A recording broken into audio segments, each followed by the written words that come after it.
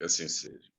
Amigos, vamos partir aqui para o nosso trabalho, né? Desde já agradeço a paciência de vocês estar conosco aqui.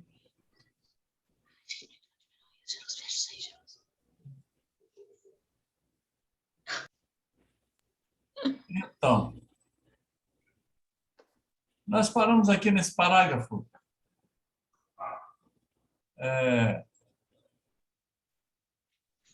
sobre a linguagem enérgica, fases da doutrinação, onde a primeira informação é a seguinte: os próprios espíritos desequilibrados encarregam-se de demonstrar que não há doutrinadores impecáveis, né? Impecáveis aí no sentido de que estão assim isentos de qualquer equívoco, qualquer dificuldade, né, no diálogo, né? Então, de vez em quando, a gente é surpreendido com a presença de algum espírito que coloca a gente nos devidos lugares, né? Isso de uma forma geral. Olha, é incrível. Toda vez que a gente começa a reunião aqui, os cachorros começam a latir. Isso faz parte, hein? Fechar aqui a janela. Quer participar também, Ismael. Ismael, tá tudo feliz, entendeu? É que eles estão vendo a luz aí que está na sua casa aí, então tá querendo participar, estão se assustando com a luz. Não, eles estão querendo participar. Isso é bom. Cachorrada aqui do vizinho. Felicidade, isso. Isso aí. Primeiro, eu quero saber se vocês estão vendo a tela aí, né? Que essa apresentação, de vez em quando... Estão vendo, tá? O B9, linguagem enérgica. Isso, tá bom. Então, vamos lá. Muitas vezes envolvem, enganam e mistificam. Então, esses espíritos vêm com essas questões aí, de enganar, de envolver, de mistificar. Se o doutrinador julga-se invulnerável e infalível, está perdido. É melhor passar suas atribuições a outros que, embora não tão qualificados intelectualmente, tenham melhor condição de conseguir manter-se ao mesmo tempo firme e humilde. Gente, toda vez que eu passo por um texto com essas informações, eu me lembro de uma situação que eu vivi, né? E eu, de vez em quando eu volto a falar aqui. Sabe como é que é? A gente velho repete muito, né? Então, deixa eu repetir aqui para poder a gente exemplificar.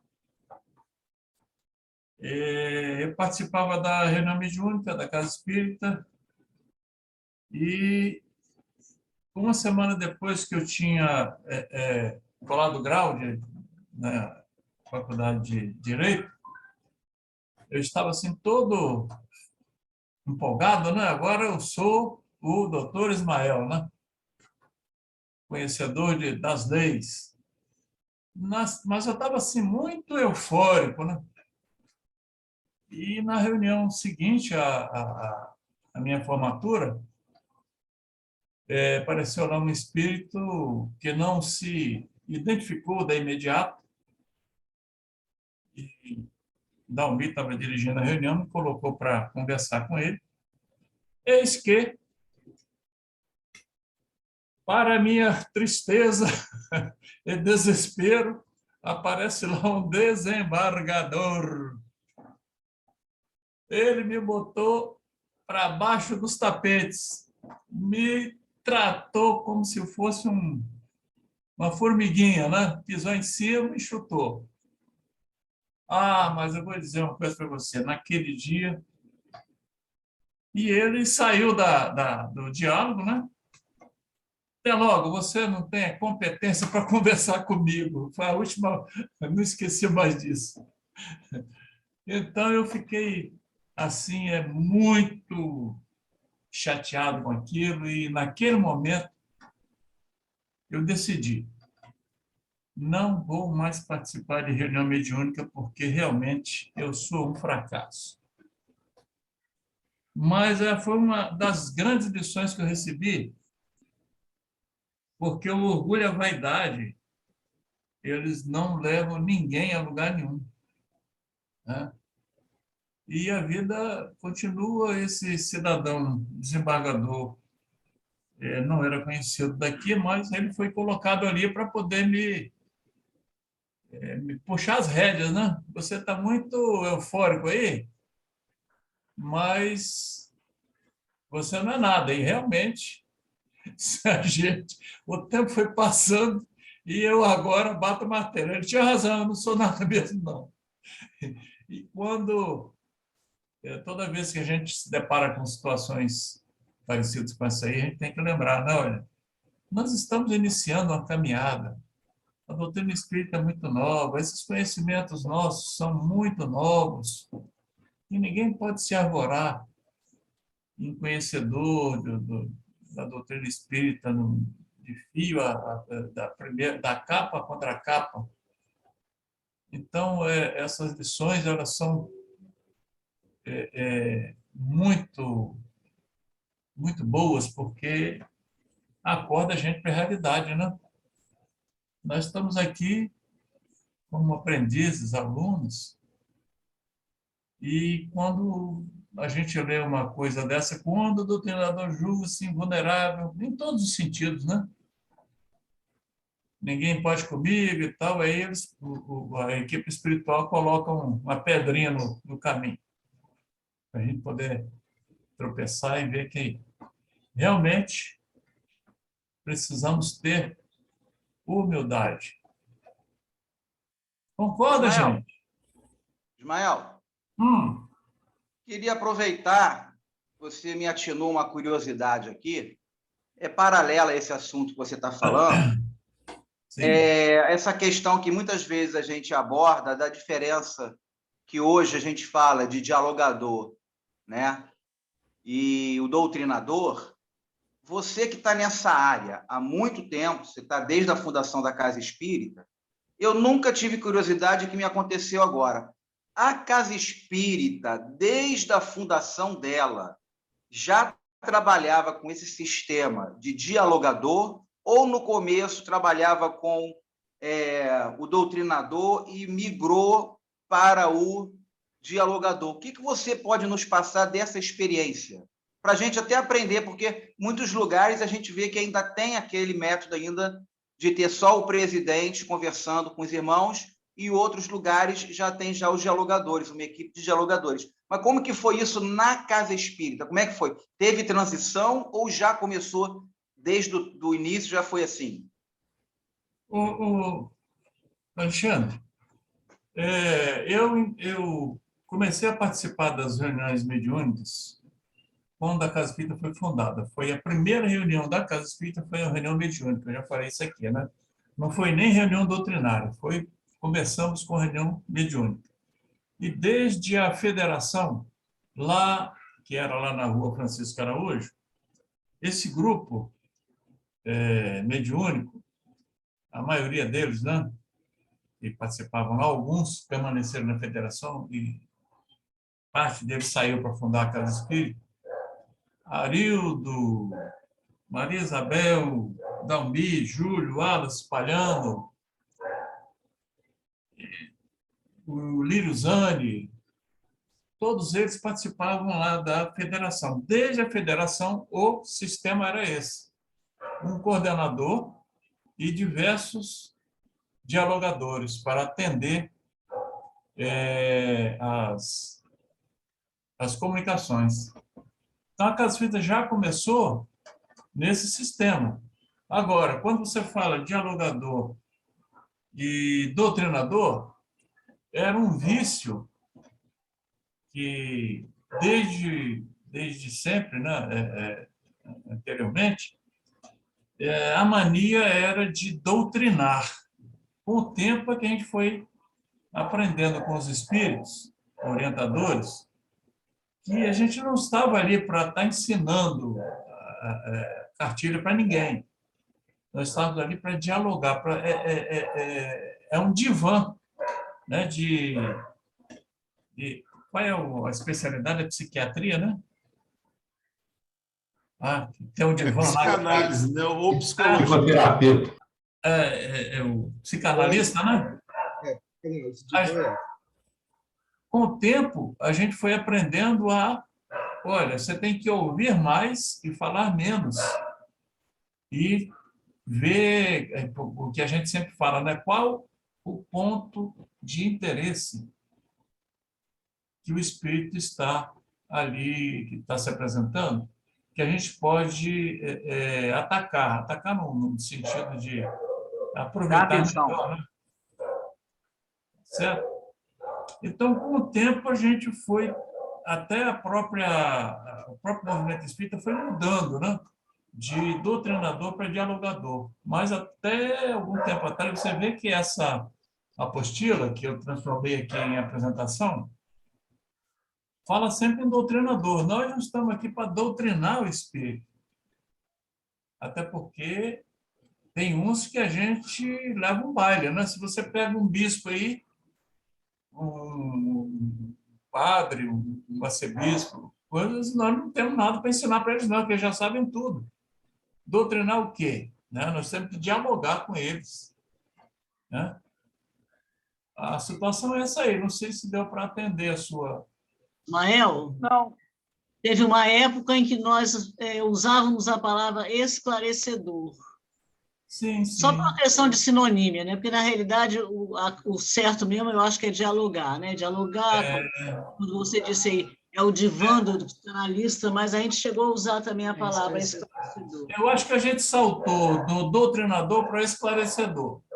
Depois saltamos para dialogador, que eu acho que é a mais adequada. Então, Ismael, o que eu estou falando não é nem muito com relação à palavra, é com relação à estruturação da reunião. Porque, por exemplo, normalmente, essas reuniões em que a gente consegue, se fosse dar uma nomenclatura para alguém, para diferenciar o dialogador, né, ou esclarecedor do doutrinador, é que muitas casas espíritas, principalmente as mais antigas, e eu acho que elas não fizeram essa transição, você tem ali, às vezes, o presidente e somente uma pessoa, somente quem está coordenando é que faz o diálogo com os irmãos que estão ali na assistência espiritual. O que eu acho muito interessante, eu comecei na doutrina espírita dessa forma, vendo uma pessoa central. Você tinha uma equipe de médios, eles se manifestavam, e somente uma pessoa que ia conversando com uma a uma para poder fazer esse diálogo. O que eu vejo mais nisso, dessa palavra dialogador para doutrinador, é muito mais em função dessa coisa centralizada para uma posição que hoje a gente tem na SEC, que é mais bem distribuída a atenção. Lógico que você tem a função do coordenador, mas você tem ali o diálogo acontecendo em múltiplas partes ao mesmo tempo, coisa que, de repente, no doutrinador, ele é centralizado numa pessoa só.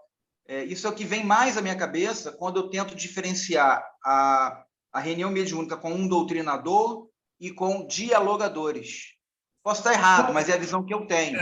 Eu acho que a sua visão está assim, meia conflitante, né?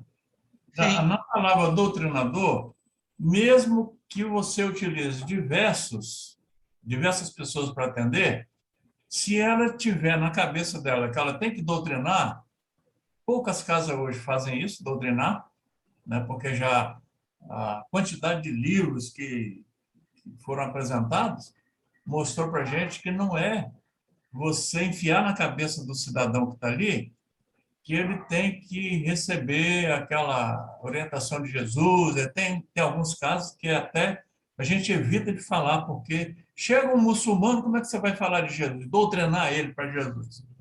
Ele não está pronto ainda. Né? E a palavra identifica. Doutrinar é você impingir, o que os jesuítas fizeram, né? Doutrinar os indígenas para que crescem naquela doutrina cristã, né? Praticamente uma imposição. É uma imposição. E, no caso, é você dialogar e conhecer o problema da pessoa e tentar ajudar, né? Nem resolver, nós podemos dizer que nós resolvemos. É ela enxergar, né, a situação e você dá a diretriz e ela segue se ela quiser, né? Você não pode impor, né? Então, desde as Agora, primeiras reuniões da Casa Espírita, não tinha uma pessoa central fazendo isso. não, Desde as primeiras já tinham 2 ou 3 dialogadores na equipe. eu acho que tem poucas casas que estão utilizando esse método hoje. Porque qualquer livro que você pegar aqui de orientação para a reunião mediúnica, você, a não ser que tenha algum que eu não tenha visto, né? Você vê que tem sempre diversas pessoas, a não ser reuniões específicas de pesquisa, onde tem essa figura aí central, tá? Mas, por exemplo, esse grupo do Palhano, me parece que a bola estava com o Palhano, né? Não sei se eu estou errado, né? A FEB tem um livro que chama Orientação para a Prática Mediúnica no Centro Espírita, de 2016. Uhum. Aí Mas era bom dar uma olhada nesse livro, né? não, Aí mas deve Então, tirar para eu tenho acompanhado aí essa. Sim, eu sei. Eu estou dizendo para o Alexandre. De repente, não, eu sei, não, eu entendo isso. Mas, por exemplo, esse livro que você deu exemplo, ele é de 2016, é relativamente novo. É novo. O que eu falo, por exemplo... tá. Entendi É isso agora. que eu Você quis está querendo dizer. saber nas raízes, né? Não, o que eu queria entender... eu não vou nem insistir muito no assunto, porque já fugiu um pouquinho do nosso tema.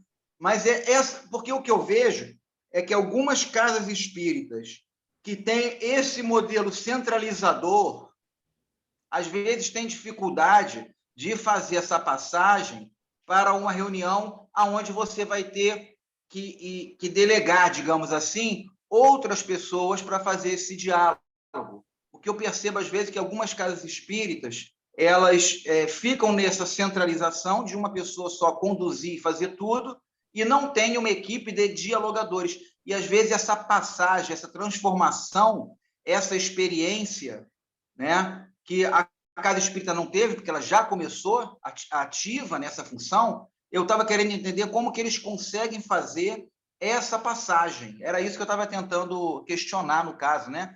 Questionar no sentido de entender. Talvez esse livro que você falou ajude essas casas a fazerem isso. Exatamente. É porque as casas... Tem muita casa que é muito pequena, né? A casa espírita já é uma casa grande. E aí eles precisam desse auxílio, dessa instrução. De repente, até porque não tem dialogadores. Exatamente. A Yolanda levantou a mão aí, Ismael. Ah, Yolanda.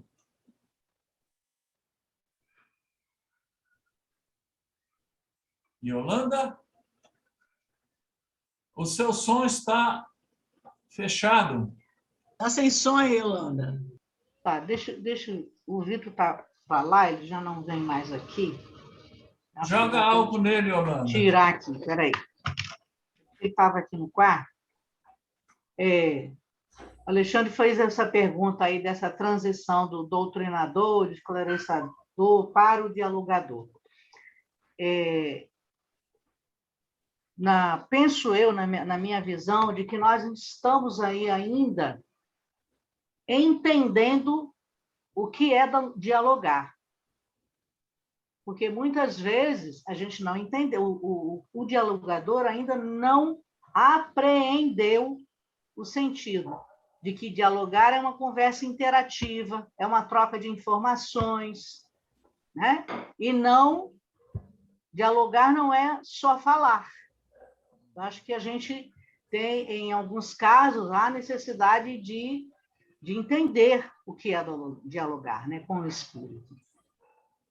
Conversar com o espírito como se conversa com outra pessoa. Você ouve com atenção, né, com acolhimento, para poder estabelecer essa conversa interativa.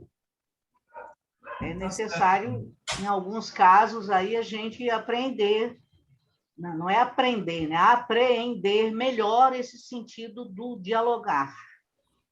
Nas nossas Para não se avaliações. tornar um monólogo, né? Exato. Só aquele que é dialogador é que se expressa, não espera o outro terminar sua exposição dos seus problemas para então estabelecer uma conversa, né?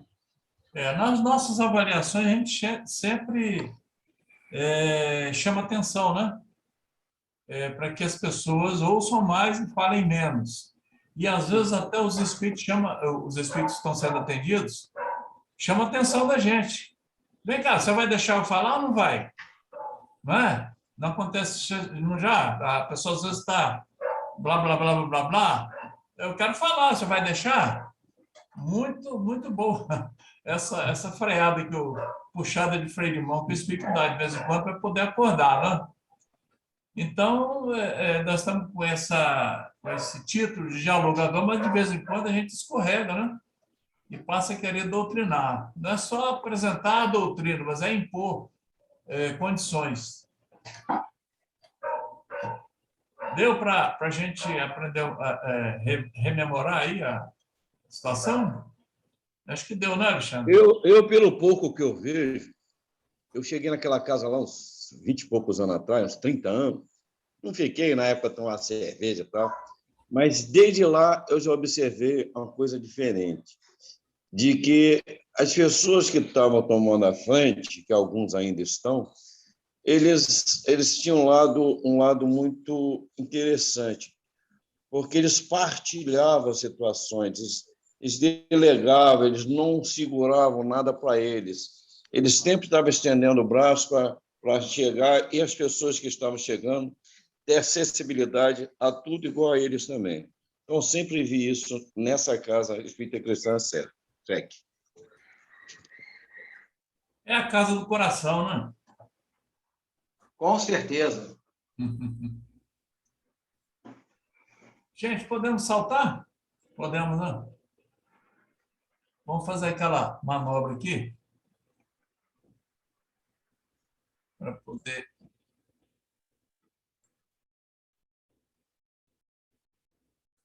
Demora um pouquinho, mas continuando ainda com a linguagem enérgica.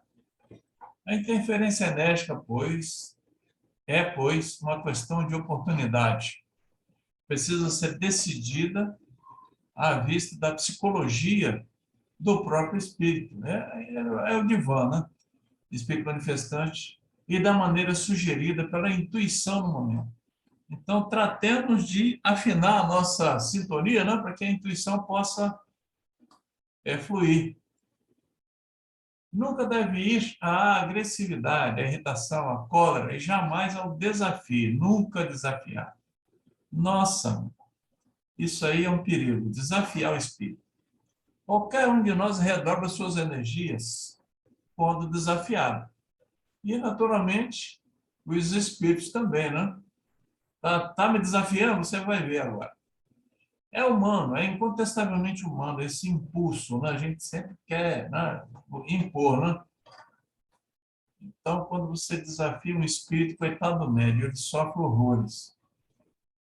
Quando alguém põe em dúvida que seja dos nossos mais modestos atributos, tratamos logo de provar que, ao contrário, é naquilo que somos bons. Não é? É assim que as coisas acontecem, né? Está dizendo que eu não sou isso assim, assim, mas eu sou. Né? E os espíritos são seres que já passaram por aqui, guardam as mesmas qualidades e defeitos.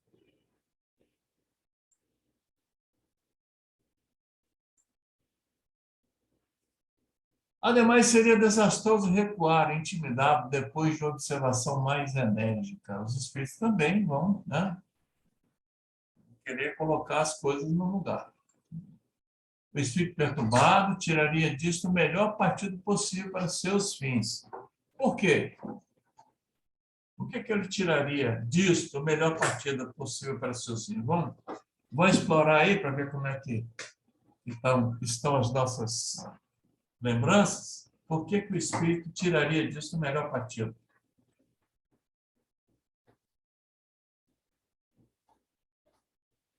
Quem poderia dizer alguma coisa?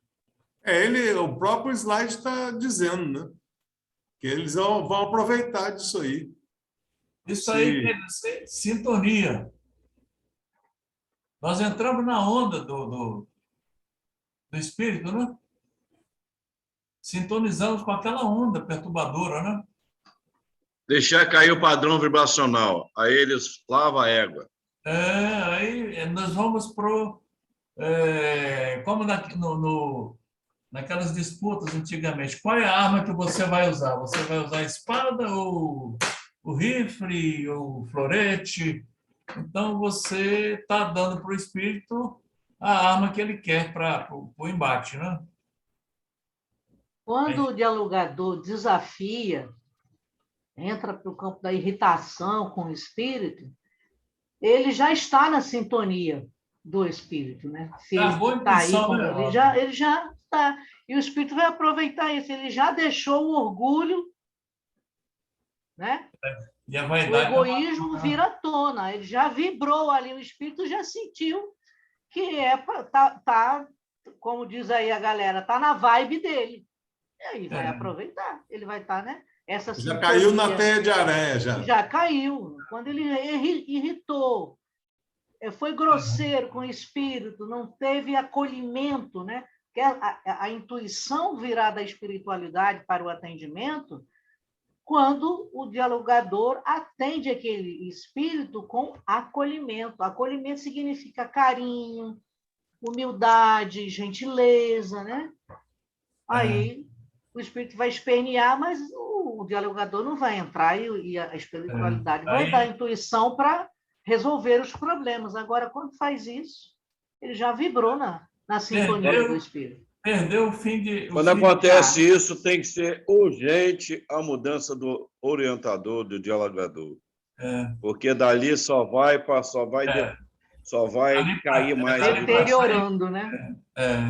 Vai piorando. Agora, a questão da humildade, que é muito importante, porque muitas vezes, quando o espírito, às vezes, fala algo que nos irrita, ele pode estar falando a verdade.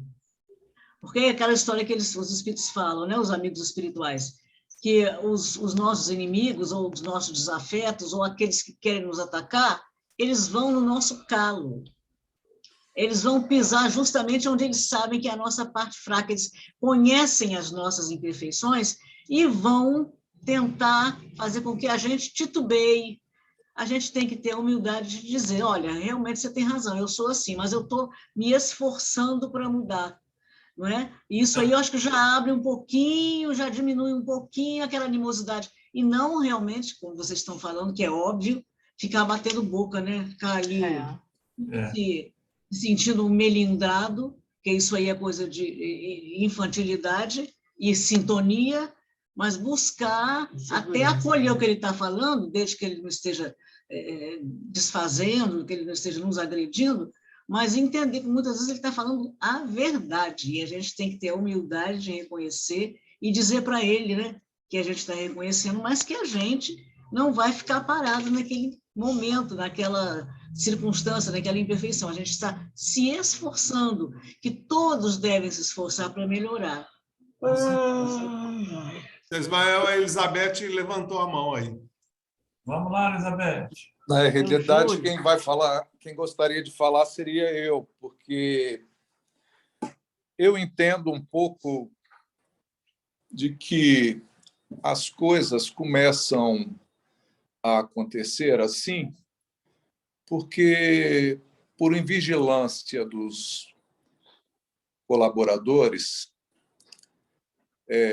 especialmente até no dia da reunião, não se preparam adequadamente, não criam aquele campo vibracional importante para que, no momento da reunião, ele esteja mais preparado para receber as orientações espirituais também, naquele espírito que foi designado, através de indicação dos mentores espirituais, para atuarem junto àquele médium, para que ele fosse o dialogador.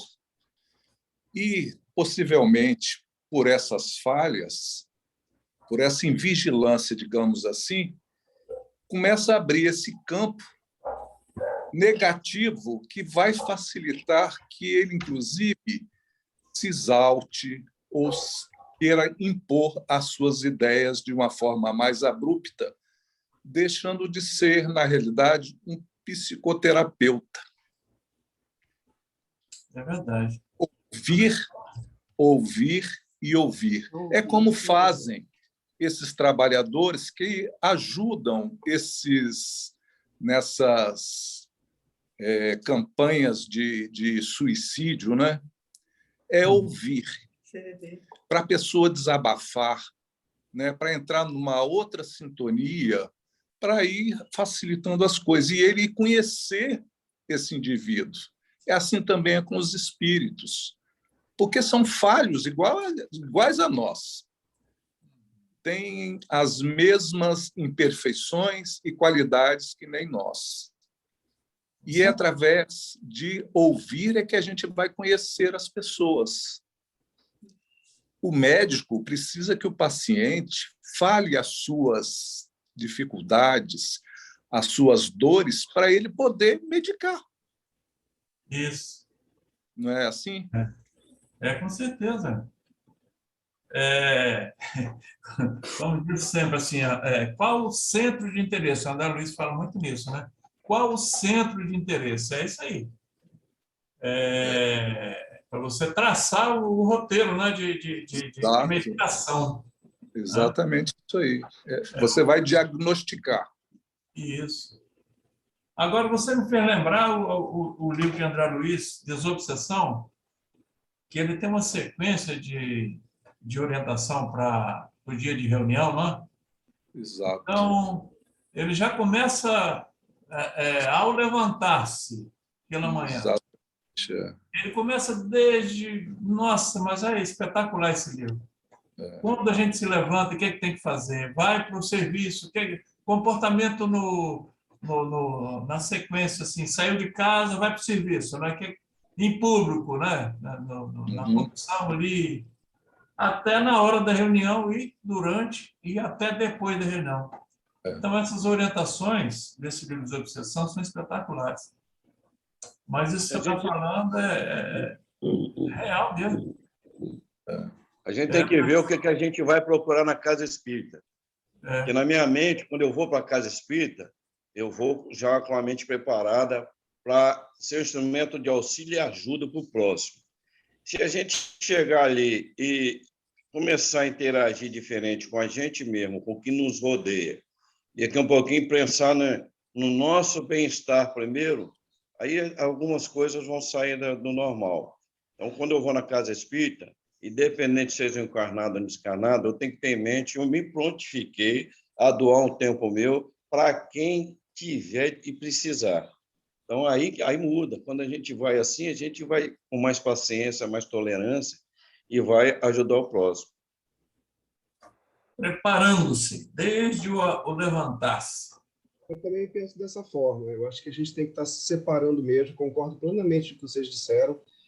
Desde quando a gente levanta até a hora de dormir, a gente no dia a dia, né?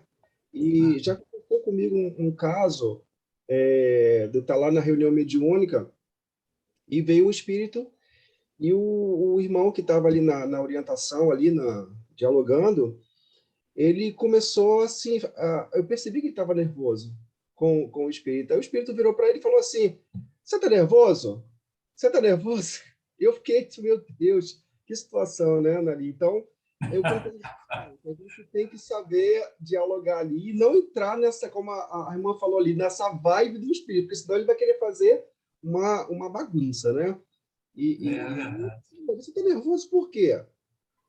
E eu também, semana passada, até falei, né, que o espírito até disse: você não vai deixar eu falar, não? Você fala muito, deixa eu falar. né? Então, a gente não deixar, acaba entrando nessa sintonia deles mesmo. Isso é fato. Nós estamos aqui nessa escola, aprendendo e muito. Uma das muitas armas que manipulam com extrema habilidade é a do ridículo. Se cairmos na tolice de dizer-lhes algo que não podemos sustentar, ou em que transpareça uma pequena pitada de cinismo, de hipocrisia ou de prepotência, estaremos em apuros muito sérios. Isso é o Hermínio Miranda colocando para a gente, né? Isso até na vida comum mesmo, né? Se a gente usar desses artifícios aqui, o diálogo fica complicado.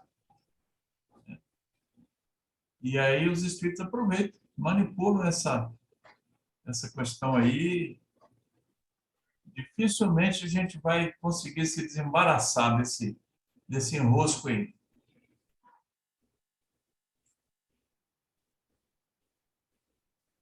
Vamos lá. Aí vem aquele tal do tempo de doutrinação. Isso aí vamos conversar sobre isso. Não há regras fixas. Esse é o primeiro. A primeira regra é essa: não há regras fixas. Apenas para efeito de conciliação de tempo e recursos da equipe. Ouçamos do espírito de Olão Fernandes, desse livro aqui, Mediunidade e Doutrina, capítulo 15, o grupo mediúnico. Vamos lá. Sendo cada espírito um mundo por si, a doutrinação deve ser conduzida naturalmente, não excedendo do prazo de 10 minutos. Vocês sempre falam em 10 minutos, né? E o coordenador tem que estar mais ou menos atento para esse tempo aí. Não é receita de bolo, mas é uma baliza, né? Para não cansar o médium e tomar o lugar de outra entidade que precisa externar-se. Esse tempo é reduzido de forma significativa nas reuniões de desobsessão. Por que esse tempo é reduzido nas reuniões de desobsessão específicas, né? Quem pode... Para proteger o médium. Isso. Mas a reunião de desobsessão é diferente da nossa reunião mediúnica normal?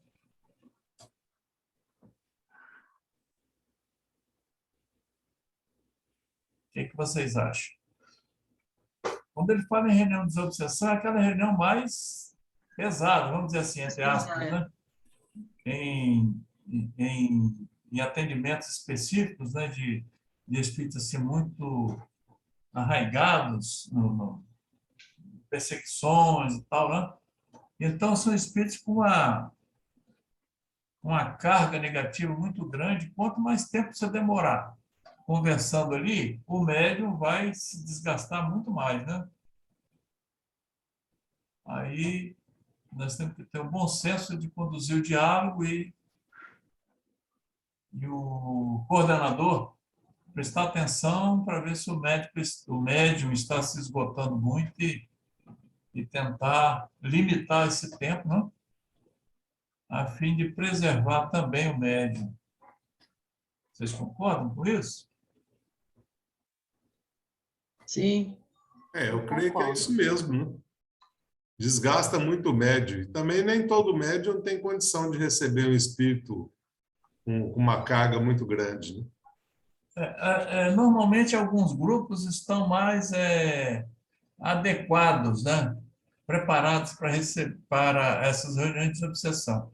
Mas isso não quer dizer que numa dessas reuniões mediúnicas apareça algum caso de desobsessão, né? E aí, quando você atende um doente, um necessitado, é diferente de quando você atende um espírito arraigado, assim, na perseguição e tal. As vibrações são bem diferentes. Vocês que têm a mediunidade mais efusiva, pode dizer alguma coisa nesse sentido, né? O que vocês podem diferenciar disso aí? Vocês que estão na mesa mediúnica. Yolanda, A forma, né? Sim, sim. É diferente você atender alguém que não sabe onde está, ou está preso na casa ainda, que não vê por que chama e ninguém responde. Isso daí é tranquilo. Agora, quando você recebe um espírito com a vibração mais densa, quando esse tempo esgota, eu tenho a impressão, tio Ismael, que nesses casos parece que existe um timer já programado. E quando começa a passar disso, eu já senti isso em algumas situações. Eu não sei como é que eu vou me expressar. Vai chegando ao fim, eu começo a ficar mais presente.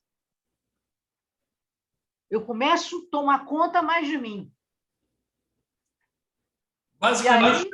Basicamente vai expulsando o espírito. Exatamente, eu vou tomando mais conta de mim. Expulsando, entre aspas. E a minha vontade, às vezes, quando eu vejo que o dialogador começa a fazer perguntas que vai ampliar esse atendimento, sabe? Eu começo a trabalhar mentalmente para que isso não aconteça. Ou muitas vezes, quase assim, pelo amor de Deus, retoma, fecha o assunto, não faça pergunta em que o diálogo amplie. E o próprio espírito, às vezes, ele já começa a ficar... como é que eu digo? Sem condições já de responder, de prolongar o diálogo, quando o dialogador entra por um caminho que isso vai processar mais ainda algo. Eu sinto isso, que há um limite que é proposto, que é conduzido pela espiritualidade. A gente não pode esquecer que tem uma equipe espiritual, né? Sim. Tem uma equipe espiritual que atenta, né, e nos ajuda, né? Que seria de nós se não houvesse, né? É verdade. E aí, Giselda Jerusa? É muito interessante isso aí que a Yolanda falou, que realmente a gente sente isso, né? Aquele cansaço quando o dialogador não está conseguindo entender. Então, nessa hora, é que é muito importante aquele dialogador que entende o acolhimento, porque desarma o espírito. Então, já aconteceu muitos casos comigo, exatamente isso que a Yolanda falou. Ficava numa Rema. Numa coisa que não entende, que não conseguia atender o espírito, então o espírito, aí eu simplesmente falava assim, meu irmão, você vai ser entendido, os amigos espirituais vão te levar e tal, porque eu já não estava aguentando mais, então eu já dispensava ele, né?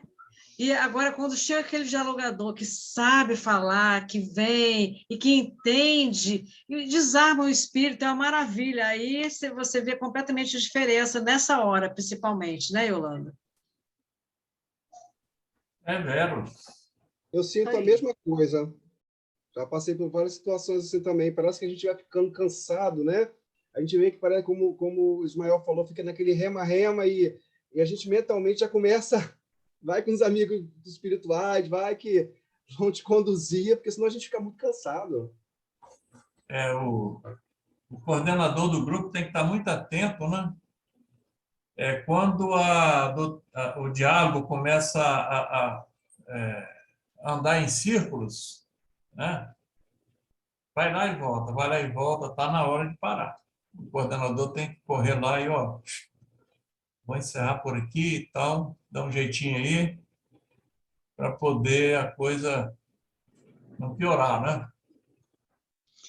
Tem casa que fazem esse trabalho já predestinado, já calculado, é diferente. Mas nós estamos numa casa que ali é igual um hospital. O hospital, no pronto-socorro, chega assassino, estrupador, chega tudo, acompanhado por policial ou alguma coisa parecida. Ali nas nossas reuniões, seja em qualquer grupo, nós somos ponto-socorro. Chega toda e qualquer espécie de espírito ali. E eles são acompanhados também por com policiais, exemplo, né? Amigos espirituais que estão também ali dando suporte, mas chega de diversas situações e modelos, a qual, por chegar, chegam porque a espiritualidade também sabe que o grupo tem capacidade de absorver qualquer situação que está chegando ali. Não chega por acaso. E ali vai se dar os desdobramentos, cada um do seu jeito, e com um final feliz. Essa seleção é feita pela equipe espiritual, né, de acordo com a capacidade do grupo, né?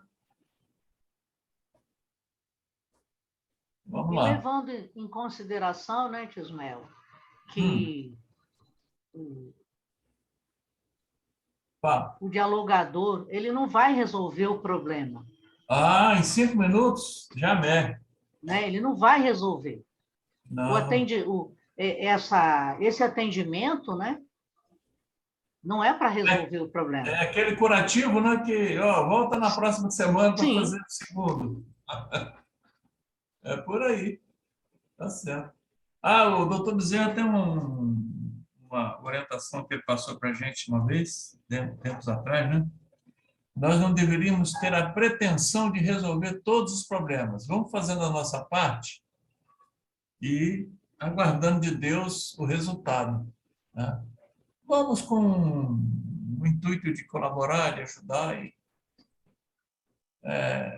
não pensar assim, deixa comigo que você vai se dar bem, né? Vou resolver o seu caso. Não. Não é assim, não. Vou tentar te ajudar e tal. O resto é com a equipe espiritual. Vamos lá.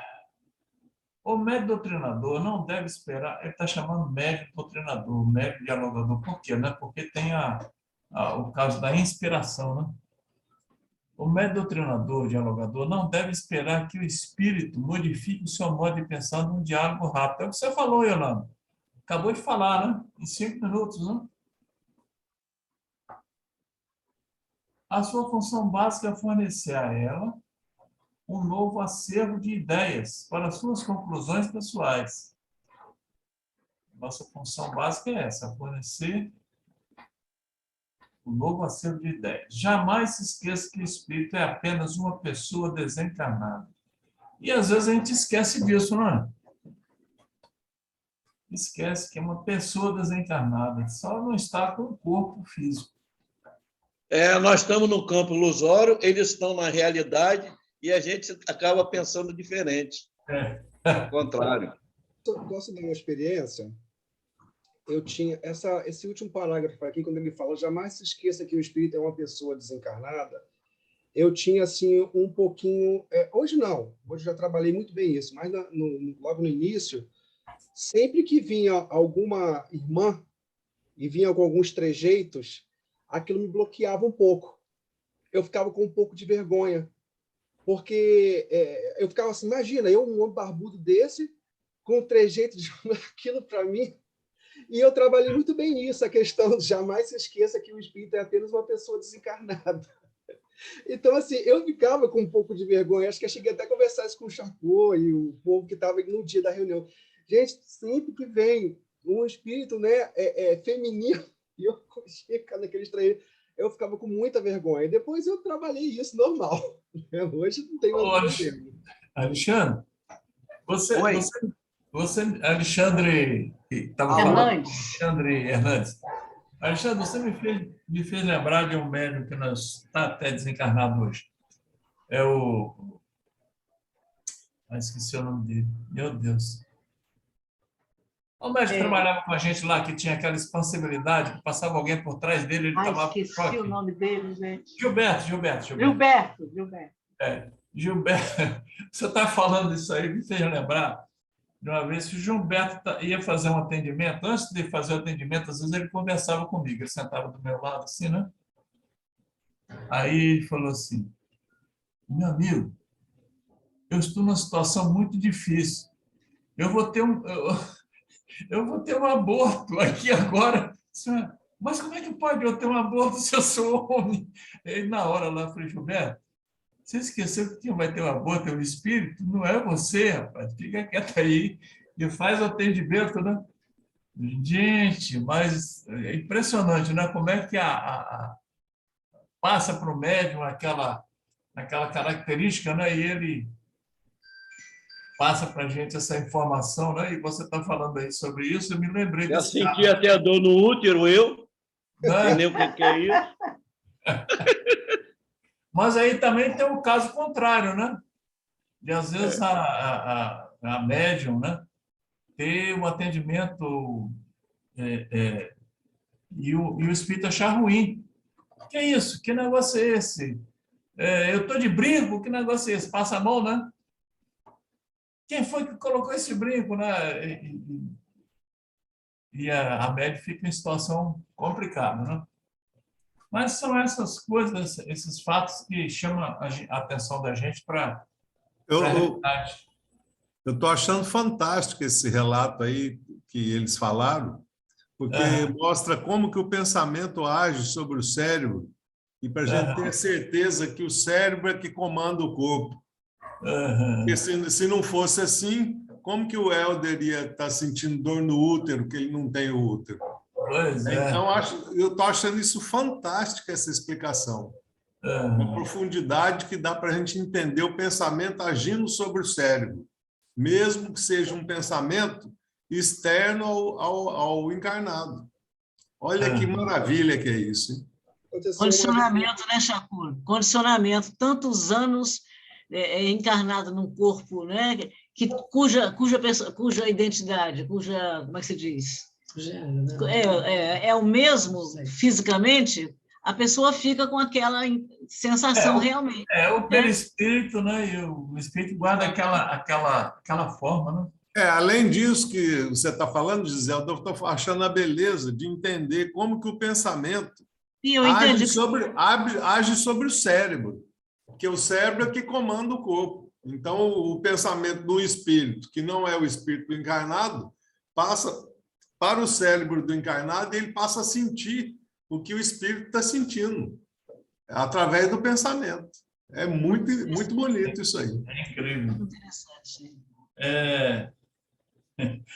Por isso que alguns médicos falam assim, principalmente a Dulce, assim, eu acho que eu estou ficando maluca, estou ficando doido.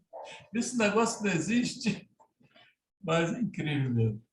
Ismael, eu sei que já está 2 minutos, só para comentar aqui, esse segundo parágrafo aqui, a sua função básica, né, do dialogador é fornecer ao espírito um novo acervo de ideias. Para você fornecer um novo acervo de ideias, é necessário que se ouça com atenção a ideia do espírito para que você possa oferecer um novo acervo. Então, tem que se ouvir com todo ouvir, escutar, ouvindo, para ter percepção de que novo acervo vai se dar para esse espírito ter um novo pensar. Aí a gente volta para isso que o Chacur está falando. A mudança de pensamento através do cérebro do médium, que vai ouvir, vai processar. E o espírito processa também, porque ele que elabora. O espírito vai processar também. Ele que trabalha o interior e começa a pensar na diferença, que ele pode estar pensando diferente. E aí ele começa a pensar no que foi falado para ele. E aí o aprendizado é para os dois, né? Para o médium e para os dois, para o médium e para o espírito. Para os dois e para o esclarecedor também, para o dialogador também. Que estiver ouvindo. Com certeza.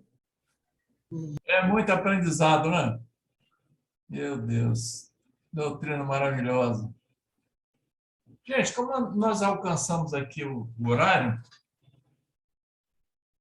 vamos então marcar aqui para quarta-feira que vem, né? Hoje é dia 26, né?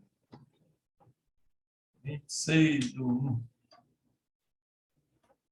Dá para ficar mais uns 20 minutos. 26 de janeiro de 2022. Não. Hoje é 26. Paramos aqui. É isso? Isso mesmo. Pois é. Tá ok. Bom, então na próxima quarta a gente vai partir daqui do Força Física. Tem muitos casos aí para a gente conversar. Força física, quando usar e quando não usar. Ok, amigos. Pois é, Ismael. Na passagem do ano, eu liguei para Almir do Carmo, né, e estava falando com ele dessa reunião, aí ele está em Ubu, mas disse que quando voltar para Vitória, ele vai me ligar para ver se ele participa também. Vai ser muito bom. Maravilha. Vai ser muito bom, porque é um arquivo vivo, né? Maravilha. Se ele não ligar, eu vou ligar para ele, vou orientar e tal, conversar aí com o Wendel para mandar para ele, né? O amigo do Carmo tem um conhecimento vasto, né? Com certeza. E a gente vai assim, aprendendo um com o outro, né? César de Andrade. Tá melhor, César? Graças a Deus. Estou meio rouco ainda, mas... Essa rouquidão vai demorar um pouquinho. Até hoje, minha garganta já tenho que... Eu fiquei aqui em casa, Júlia se contaminou dia 6, eu acho, eu fui no dia 7 de janeiro. Até hoje eu ainda tenho muito pigarro e ainda sinto uma certa... continua, né? Você fez gargarejo com água com sal? Água morna com sal? Não. Entendi. Não, porque... Não, mas fazer o gargarejo com água morna com sal. Eu estava passando aquele sprayzinho de mel com própolis. Esse mel com própolis é bom também. Esse também é recomendado também. Ele botou mel com própolis e romã. Romã é espetacular. O Vitor começou com essa rouquidão aí. Começa com a garganta. De poeta, médico e louco, todos nós temos um pouco, então vamos passando a receita. Aqui no caso é mediunidade também. Poeta, louco, mediunidade, todos um pouco. Amigos, muito obrigado pela paciência, né? Muito obrigada a você pelo empenho em trazer essas informações para a gente. Estamos aí. Obrigada mesmo, Ismael. Eu só agradeço também. Ô, César, apesar da rouquidão, você consegue fazer a prece ou está difícil para você? Com certeza. A gente conversa com Deus e com o coração, né? Então... Opa, tá vendo? Bom, agradecemos aqui a oportunidade de hoje, né? Pedindo pelos nossos irmãos que estão precisando de energias para suportar essa pandemia. Senhor Deus, nosso Pai, agradecemos por podermos estar aqui mais uma vez reunidos para aprendermos mais um pouco do caminho que nos conduz à perfeição. Podemos demorar para chegar lá, mas é o nosso destino, quer queiramos ou não. Pedimos ao Senhor luz para Ismael, que prepara esse trabalho tão brilhantemente, para todos que preparam também seus trabalhos, os outros estudos, para que nós possamos formar, então, uma corrente, e essa corrente levar luz para todos os que necessitam dela. Que assim seja. Que assim seja. Assim seja. E Deus... Assim seja. Beijo do coração. Que assim seja. Gratidão. Então, beijo vocês, pessoal, fiquem